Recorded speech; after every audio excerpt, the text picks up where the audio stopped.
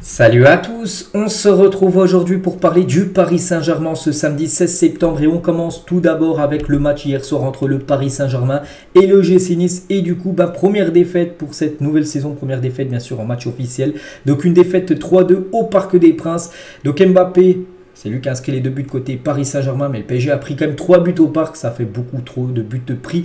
Du coup, ça fait défaite et du coup c'est une défaite en plus méritée. J'ai regardé le match, il n'y a rien à dire, hein. Vraiment l'équipe de Nice mérite totalement sa victoire. Donc les stats de la partie, donc le PSG comme souvent a eu la possession de balle, 69% de possession de balle, mais seulement 12 tirs et seulement 3 tirs cadrés. C'est ça le gros problème, c'est la précision, l'efficacité des attaquants. Pourtant il y a quand même pas mal de joueurs offensifs du côté du PSG et il y a un gros problème de mettre les ballons au fond des filet tout simplement. Voilà, seulement 3 tirs cadrés, ça fait tâche quand même, hein, surtout pour un match au Parc. Surtout que l'équipe en face, hein, eux, ils ont eu plus de 8 tirs cadrés, alors que le PSG seulement 3. Voilà, plutôt logiquement, voilà, Nice s'impose du côté de Paris. Niveau classement, ça donne quoi? Bon, c'est pas non plus la catastrophe, parce qu'on est en début de saison, mais bon, après 5 matchs, donc le PSG est toujours sur le podium, 3e, et bon, vu que là c'était un match avancé, tous les autres matchs vont se jouer ce week-end. Donc le PSG sera certainement dimanche soir, après le dernier match qui se jouera sur cette 5e journée, sera certainement aux alentours de la 7 ou 8e place de ce championnat de Ligue 1. Du coup, le PSG, ça c'est un gros problème, hein. C'est que le PSG au Parc, ça devient un stade où on a l'impression que c'est facile de prendre des points, alors qu'avant cette série, hein, parce que là sur les 10 derniers matchs au Parc des Princes, c'est 5 défaites, c'est 4 victoires pour un match nul. Mais avant cette série, les gars, où le PSG a quand même perdu 5 fois sur les 10 derniers matchs, avant les gars, le PSG était resté invaincu pendant plus de 2 ans au Parc des Princes. Je vous parle en Ligue 1, et là tu as l'impression qu'un match sur 2 c'est défaite, et ça commence à poser un gros problème. Bien évidemment, il va falloir déjà qu'à domicile, ça soit au minimum, vraiment minimum match nul et très souvent victoire et stopper cette série de défaites. Donc là, on prend bien sûr cette saison et la fin de la saison dernière où ça a été, on sait, hein, très compliqué. Et sur cette saison, les gars, j'ai dit, hein, le PSG après 5 matchs, c'est 8 points pris. Et si on fait le bilan avec les années précédentes, c'est tout simplement le pire total dans l'élite à ce stade de la compétition depuis 2010-2011, depuis 13 ans. En gros, c'est la première fois que le PSG prend si peu de points. Donc en 2010, le PSG avait pris seulement 7 points. Donc là, ils en ont pris 8. Mais bon, les années précédentes, même avec Christophe Galtier, avec les autres coachs, le PSG avait pris plus de points, on va dire, au bout de 5 matchs que sur cette saison où c'est compliqué, tout simplement. Donc ça aussi, hein, ça fait un petit peu tâche, malgré que l'équipe, on a l'impression que ça joue un petit peu mieux que les années précédentes. Pour l'instant, niveau comptable, hein, c'est plus que moyen. Luis Enrique en conférence de presse, nous devons élever notre niveau de jeu si nous voulons vraiment être compétitifs lors des prochains matchs, à commencer par l'entraîneur. Hein. Il a également dit, hein, je suis satisfait quand même de la performance de l'équipe, je ne m'inquiète pas pour la suite. On s'est donné à 100%. Bon là, quand il dit je suis satisfait de la performance de l'équipe, là, il ne doit pas dire ça. C'est vrai que je le respecte énormément, bien sûr, Luis Enrique. Bon, je le respectais aussi après ça, mais il ne peut pas dire qu'il est satisfait de la performance. Non, les gars, non.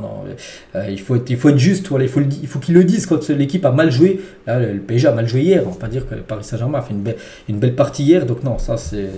Je ne comprends pas pourquoi il a dit ça. Toujours avec Luis Enrique. Donc ce qui n'a pas marché ce soir, on savait que ce serait compliqué avant le match. Ils ont été plus frais que nous. Ce qui a été moins bon, c'est la fluidité. Félicitations à Nice pour leur football. Hein. Il a également dit à Nice plus d'occasions, victoire méritée. J'ai vu une équipe du PSG qui a lutté. J'ai aimé l'état d'esprit de mes joueurs malgré la défaite. Hein. Toujours avec Luis Enrique, je ne suis absolument pas inquiet du début de saison de Kylian Mbappé. J'aime cette ligne d'attaque avec Gonzalo Ramos et Dembélé. La première explication, c'est la défense de Nice. On a eu un mauvais positionnement en première période et c'est mon devoir de corriger cela. Je ne suis pas du tout inquiet. J'ai aussi vu des supporters tout donner malgré ce score. Hein. Je suis optimiste pour mardi. On espère, hein, parce que mardi, ça sera de nouveau à domicile, mais là ça sera la Ligue des Champions et là il ne faudra pas lâcher les points parce que là, le championnat c'est que c'est très long, il y a plus de 34 journées maintenant vu qu'il y a 18 équipes en Ligue 1, donc voilà, c'est pas trop grave. Mais en Ligue des Champions il y a seulement 6 matchs et seulement 3 à domicile. Là contre Dortmund, il ne faudra pas se louper dans quelques jours. Hein. Donc voilà ce qu'il a pu dire, hein, Luis Enrique après cette rencontre. Hein. Tiens, Lucas Hernandez, j'espère que ça va nous servir de leçon pour mardi, il a dit. Hein. Il y a eu 11 recrues avec un nouveau coach, une nouvelle idée, où on s'adapte petit à petit. C'est à nous d'essayer de nous adapter et d'être conscient de ce que veut le coach sur le terrain. Il y a des automatismes qu'on n'a pas encore à 100%. C'est vrai qu'il faut encore un peu plus de temps, mais les choses sérieuses commencent mardi et on n'a plus le temps. Voilà ce qu'a pu dire un Lucas Hernandez. lors de cette rencontre hier. Gonzalo Ramos, hein, qui n'a toujours pas marqué quand même, Gonzalo Ramos. Ils ont marqué 3 buts, nous 2, mais nous sommes déjà concentrés sur mardi. J'espère que j'ai l'impression qu'hier ils ont joué en pensant à mardi. Hein. L'équipe parisienne, il faut faire match par match. Hein, et voilà, hier c'était plutôt Nice et peut-être ils avaient peut-être ailleurs, peut-être à la Ligue des Champions, cette équipe parisienne. Hein. On doit encore apprendre à se connaître, à avoir des automatismes. On a essayé de jouer notre jeu, mais on ne peut pas jouer comme lors des derniers matchs. Je dois rester le même joueur et les opportunités de marquer viendront naturellement. Bah, on espère. Hein. Et il a eu encore quelques occasions, Gonzalo Ramos, mais voilà, il n'a toujours pas marqué. Il faut qu'il marque ce premier but pour qu'il se libère. Voilà, parce que là, je crois qu'il a déjà joué 5 matchs. Hein, et pour l'instant, bah, c'est un 0 pointé pour Gonzalo Ramos. Et regardez les notes aujourd'hui dans l'équipe par rapport aux performances des Parisiens. Donc, à part 2 qu'on la moyenne, donc Kylian Mbappé, donc 6. Ah bon, il a été double buteur, il a même pu avoir 7, hein, Kylian Mbappé, celui qui a inscrit quand même les 2 buts. Et Hakimi qui a fait un bon match, Hakimi, un défenseur droit. Sinon les autres, ben, c'est très moyen. Lucas Hernandez tient 3. Carlos Soler, bon, Soler à chaque fois, de toute façon, c'est très décevant ses performances, donc 3. Dembélé 3, on va parler juste après. Dembélé, Gonzalo Ramos 4, Skriniar 3, ou même Danilo Pereira 4. Hein. Donc voilà, ça a été un peu, même Warren Zaïre, il n'a pas eu d'influence en milieu de terrain, une note de 4, bon, la même chose pour Vitinha, donc voilà. Vraiment, ça a été compliqué, bien évidemment, cette rencontre. On va parler, tiens, de Mbappé. Donc, Mbappé, donc doublé pour lui, Mbappé, c'est vrai qu'en ce début de saison, bah, c'est lui. Vraiment, il ne serait pas là, ça ferait peur, hein, s'il ne serait pas là, parce que je crois qu'il a marqué quasiment tous les buts côté PSG. 4 matchs et déjà 7 buts pour Kylian Mbappé. Je ne sais plus combien il y a eu de buts en tout inscrits, mais voilà, quasiment 80% des buts de cette saison ont été inscrits par Kylian Mbappé. Imaginez, il serait parti, les gars. Imaginez, il serait parti. Qui aurait marqué les buts, hein, si Mbappé n'aurait pas été là? Mais bon, avec ses 7 buts en 4 matchs, il réalise tout simplement le meilleur début de sa carrière en championnat. Kylian Mbappé, en plus, il a loupé un match. Hein. N'oubliez pas que le premier match contre Lorient, il n'avait pas joué. Donc, on pense qu'il a peut-être pu marquer le premier match. Donc voilà, concernant bien sûr Kylian, en plus, il nous a marqué un magnifique but. Le but de fou furieux de Kylian Mbappé. Il me fait penser un peu ce but, le but à la Coupe du Monde, en finale de Coupe du Monde contre l'Argentine, où il avait marqué à peu près le même but contre le gardien Emiliano Martinez, le gardien argentin. C'était un peu le même style de but. On va parler de Dembélé, les gars. Donc Dembélé sort à la 66e minute contre Nice. J'ai même entendu, les gars, quelques sifflets lors de sa sortie. Donc le nombre d'occasions gâchées par Ousmane Dembélé depuis son arrivée au PSG est vraiment révélateur d'un problème d'efficacité devant le but pour le Français. C'est vrai, il a eu beaucoup depuis le début de la saison, hein, on va pas se mentir, il en a eu quelques-unes hier, mais depuis qu'il joue, déjà 6 matchs, il a eu quand même pas mal d'occasions.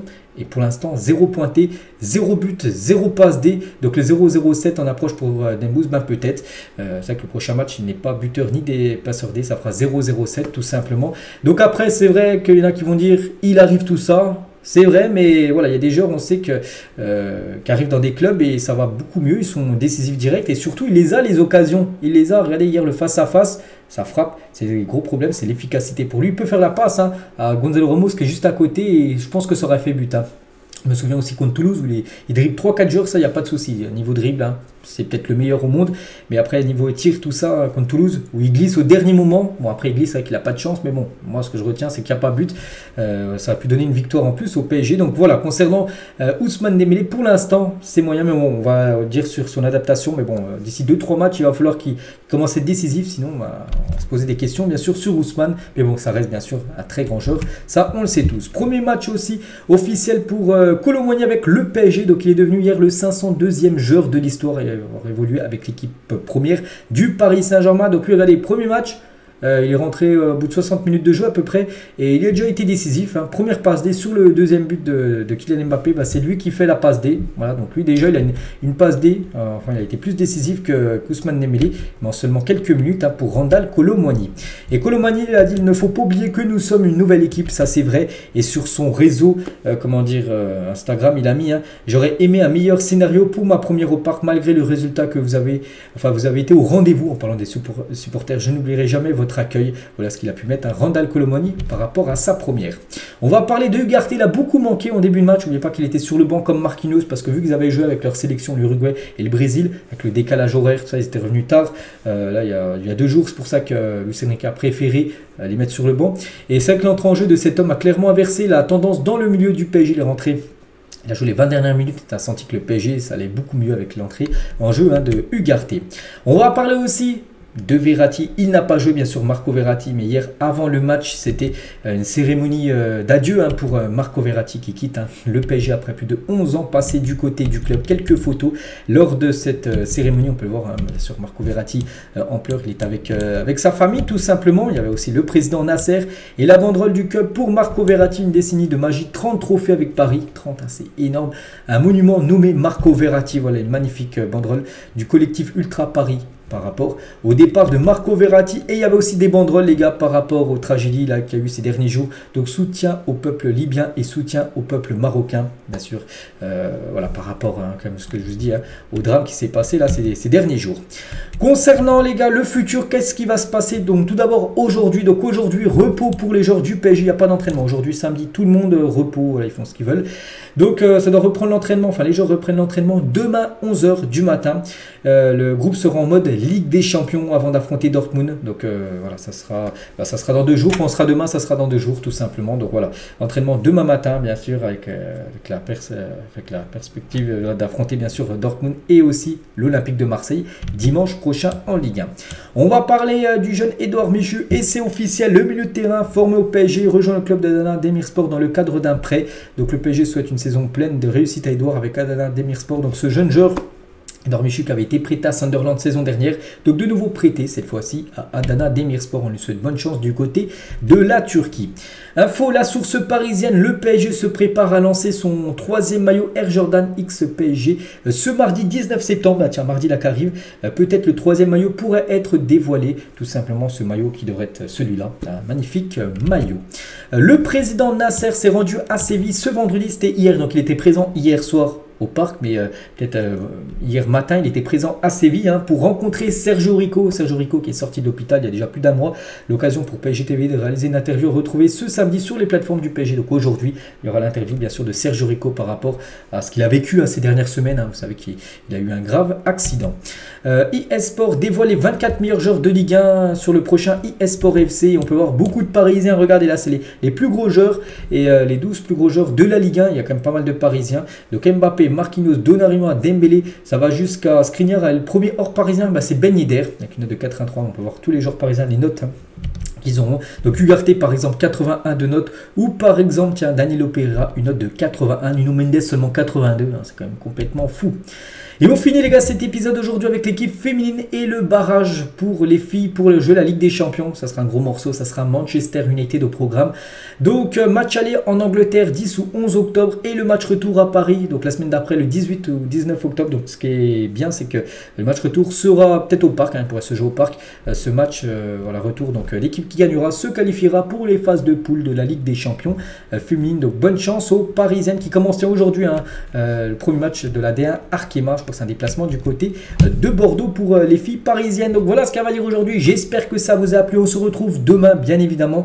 Et demain on commencera à se mettre en mode Ligue des Champions avec le match contre Dortmund. Mardi prochain, je vous souhaite une bonne journée et à demain.